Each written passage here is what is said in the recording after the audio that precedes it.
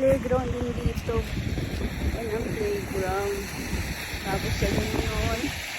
Fountain. Walang masyadong tao ngayon. Walang naliligo na bata kasi masyadong maganda ang panahon eh. Yan. Kaya walang lumalabas na mga bata. Lahat nasa bahay.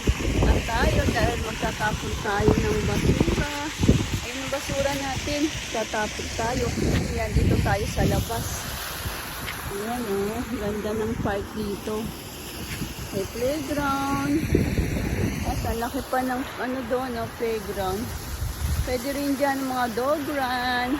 Pinapasya nila ang mga aso nila. Ayan.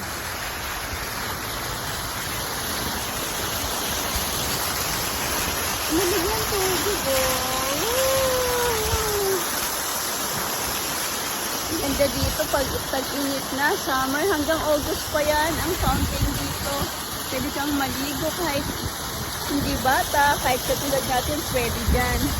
Yan, sa mga gabi na pag umaga kasi kids time nila yan. Time ng mga kids ang maligo dito. Kasi summer season na ng Japan. Kaya mainit, ito malamig, sarap maligo. Kahit hindi ka pumunta sa mga beach, dito lang oh. Natutuwa na yung mga bata. Diba? Yung dating na no.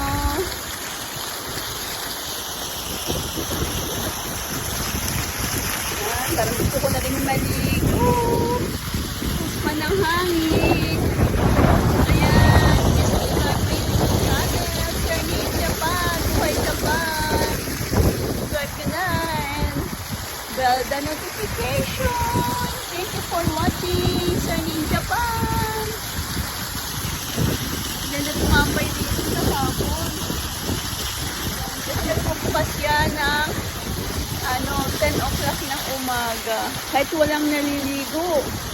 Yan. Naka-open yan.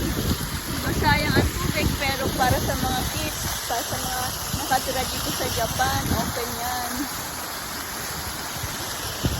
Ayan, magtatapon na ako ng aking basura. Thank you for watching.